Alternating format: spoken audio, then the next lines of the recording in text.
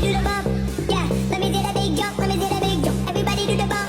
Hey, let me do the big jump. Let me do the big jump. Everybody do the bump. Yeah, let me do the big jump. Let me do the big jump. Everybody do the bump. Hey, let me do the big jump.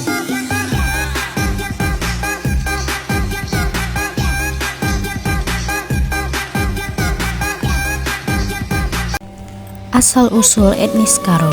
Menurut Tengku Lukman Sinar, bahwa orang Karo termasuk di dalam ras Proto-Melayu atau Paleo-Mongoloid, dengan ciri rambutnya tidak keriting, kulit coklat muda, serta bentuk kepalanya berasi Nepal.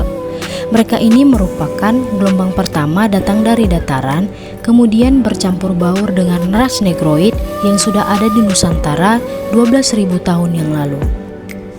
Melihat sejarah ke belakang, asal mula kata Karo berasal dari kata Haru dan Haro, yang lama-kelamaan menjadi Karo. Berarti ada hubungan kerajaan Haru dengan orang Karo. Berdasarkan perubahan nama tersebut, memang tidak diketahui penyebabnya, tetapi pada saat itu ada anak seorang raja Haru mengidap penyakit, dan datanglah guru Patimpu Sembiring mengobatinya. Lalu anak gadis tersebut sembuh, dan orang-orang menyebutnya Datu Haro-Haro. Ia disebut Datu Haro-Haro karena berasal dari daerah pegunungan. Menurut catatan Elisa Ginting Suka, suku bangsa Haro atau kemudian disebut suku bangsa Karo ini masuk ke Sumatera Timur ketika zaman Batu. Di sini terjadi perpindahan bangsa dari Tiongkok Selatan ke Hindia Belakang, dan bangsa-bangsa Hindia Belakang terdesak dan kemudian banyak pindah ke selatan, antara lain Champa, Siam maupun Kamboja. Kemudian bertebaran ada yang melalui Malaya dan hijrah ke Sumatera.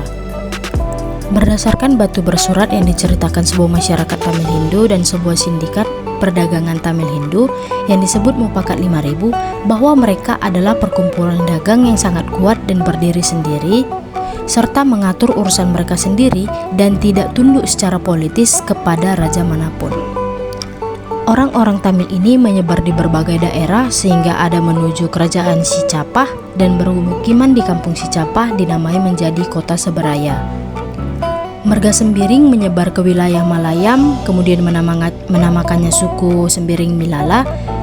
Lalu Marga Sembiring menyebar ke wilayah Pandai, kemudian keturunannya menyebut Sembiring Pandia. Menyebar lagi ke wilayah Kolai dan menamakannya keturunannya menjadi Sembiring Kolia. Dan menyebar lagi ke Depare dan menamakannya Sembiring Depari. Seterusnya menyebar ke wilayah Palawa menjadi Sembiring Pelawi. Kemudian seorang keturunannya mendirikan Kuta Bekeke dekat Lawit Tawar di kaki Gunung Sinabung. Nenek moyang yang berasal dari Muham menuju Kampung Susuk, keturunannya dinamai Sembiring Muham. Dan merantau lagi menuju Teikaman di Kampung Kaban dan keturunannya dinamai Sembiring Teikang. Sembiring Kapur merupakan anak dari Sembiring Milala dan Muham, demikian dari keturunan Pelawi dan Depari keturunannya Sembiring Busuk dan Bunuh Haji. Sembiring Keling ini dari India mendirikan kampung Keling di dekat Prastagi, di mana marganya Sembiring Kolia, Pandia, Brahmana, dan Guru Kinaya. Sembiring Guru Kinaya ada yang mengatakan anak dari Sembiring Kolia dan Sembiring Brahmana. Sembiring Singombak seperahu dalam upacara Pakawalu Kampung Seberaya. Marga Sembiring ada yang berasal dari keturunan Hindu Padang dengan keturunan Sembiring Hindu Tamil. Hindu Padang maksudnya Hindu yang berasal dari Minangkabau kerajaan Aditya Warman, di mana yang termasuk keturunan dari Raja Aditya Warman pada waktu itu kalah disebabkan perang oleh kerajaan lain dan melarikan diri ke Tanah Karo. Keturunan Hindu Padang itu ialah Sembiring Kembaran, Sembiring Kelola, Sembiring Sipayung, Sembiring Sinulaki. Dan di alas keturunan Hindu Padang yakni Sembiring Bangko, jadi keturunan marga Sembiring tidak ada Karo asli dari ras Proto-Melayu. Budaya yang ada pada etnis Karo dalam agama dan kepercayaan etnis Karo yang dimana sejak dahulu kala masyarakat Karo menjalani kehidupannya berdasarkan kepercayaan lokal yang diturunkan secara turun-temurun. Kepercayaan lokal ini sering disebut dengan perbegu atau si perbegu. Nama ini mengacu pada kepercayaan masyarakat Karo terhadap makhluk halus, dan mereka percaya bahwa roh manusia yang hidup atau disebut juga tendi dapat meninggalkan tubuh dan kembali dengan cepat, serta dapat kembali ke tubuh pada saat yang bersamaan agar tendi cepat kembali ke raga manusia dan hidup seperti normal. Maka perlu dilakukan suatu ritual pengembalian ruh yang dipandu oleh datu atau disebut guru Sibaso. Selanjutnya, mengenal penutur adat atau bisa disebut juga dengan anak beru Singerana. Untuk mengenal penutur adat atau anak beru Singerana dalam adat Karo, terlebih dahulu harus mengetahui perangkat adat Enggluh Batak Karo. Adapun perangkat yang pertama adalah merga dalam adat Karo. Marga dalam adat Karo dikenal dengan istilah merga silima. Merga silima dengan cabang-cabangnya adalah yang pertama itu ada Barus, Bukit, Purba, Gurusinga, Sinukaban, Samura. Yang kedua itu ada merga ginting. Ada Suka, Babo, Beras, Ajar Tambun, Munte. Dan yang ketiga itu merga tarigan, yang terdiri dari Sibero, Gemeng, Pekan, Silangit, Tambak, Tua, Bondong. Yang keempat itu ada merga perangin-angin, yang ada Bangun, Kacinambu, Keliat, Mano, Inem, Singarimbun. Dan yang kelima itu merga sembiring, yang terdiri dari Kembaren, Sinulaki, Keloko, Meliala, dan sebagiannya. Dan berikutnya itu ada rakut. Pengertian rakut adalah ikatan. Dalam adat Karo dikenal rakut sitelu. Rakut sitelu menggambarkan ikatan kekeluargaan atau ikatan kekerabatan pada suku Karo. Rakut sitelu terdiri dari yang pertama itu ada sukut. Sukut merupakan pihak yang melaksanakan kerja adat. Pada kerja adat Erjabu ada dua sukut, yaitu sukut pihak laki-laki atau sukut siempo dan sukut pihak perempuan atau sukut sinere. Yang kedua itu ada kalimbubu. Kalimbubu adalah pihak ibu yang melahirkan, karena itu dikatakan kalimbubu simupus takal piher. Dalam adat Ngegluh Karo, kalimbubu harus dihormati, dihargai, disegani, baik dalam pembicaraan, perbuatan maupun tingkah laku. Sebagai yang melahirkan, maka kalimbubu dianggap mempunyai peran dan tanggung jawab untuk memperbanyak manusia. Yang ketiga itu ada anak beru. Anak beru berasal dari kata anak si beru dan berfungsi untuk mengerjakan pesta adat kalimbubu. Karena itu anak beru sering dipanggil sebagai kuda dalam maupun pisau entelap oleh kalimbubu. Anak beru dalam adat Ngegluh Karo dibagi dalam beberapa tingkatan, dan tingkatan itu mempunyai fungsi-fungsi masing-masing. Yang pertama itu ada anak beru tua. Pertama kali ditetapkan pada saat menduduki suatu desa. Munculnya anak beru tua bersamaan dengan kalimbubu Simajeken Lulang. Anak beru tua dikatakan juga sebagai ketua Dewan Anak Beru. Yang kedua itu ada anak beru Cekobaka, yang anak beru yang langsung mempunyai hubungan kekeluargaan atau hubungan darah dengan sukut. Selanjutnya adalah alat musik Batak Karo. Kesenian merupakan salah satu dari unsur kebudayaan yang dimiliki masyarakat Karo. Alat musik tradisional merupakan salah satu unsur kebudayaan tersebut. Pada dasarnya, alat musik tradisional Karo ini didapat melalui tradisi turun-temurun dari nenek moyang, sehingga tidak semua masyarakat Karo memiliki keahlian dalam memainkan alat musik tradisional Karo loh. Pada dasarnya, musik merupakan sarana dalam upacara-upacara adat istiadat.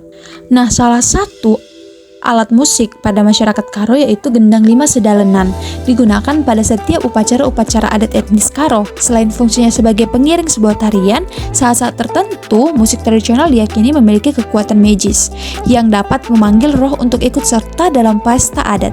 Dalam kepercayaan masyarakat Karo yang sudah menganut berbagai agama, masih mempercayai hal demikian. Musik tradisional etnis Karo dikenal dengan teluh sedalenan 5 sada per hari. Jenis alat musik tradisional etnis Karo terdiri dari gendang indung, sarune, gendang anak, penganak, dan gong.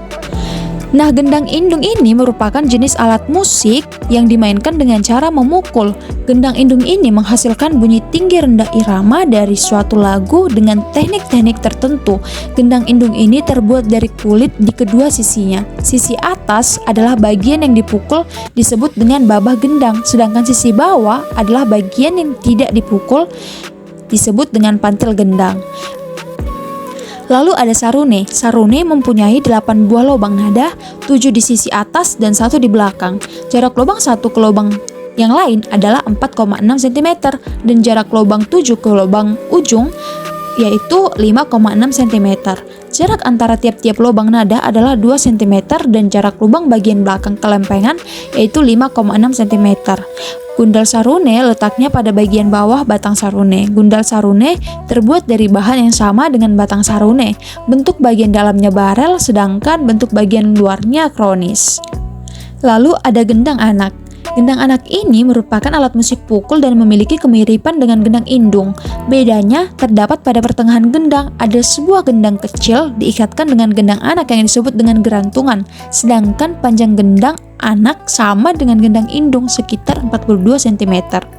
Fungsi gendang si anak adalah untuk mengatur ritme saja, berbeda dengan gendang si ngindungi yang dapat menghasilkan tinggi rendahnya bunyi dengan teknik pukulan tertentu.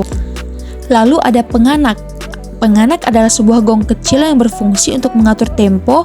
Ukuran penganak berdiameter sekitar 16 cm, terbuat dari kuningan dan palu-palu penganak terbuat dari kayu, tetapi dilapisi dengan karet yang diikat ke kepala dari palu-palu tersebut sehingga menghasilkan bunyi yang halus.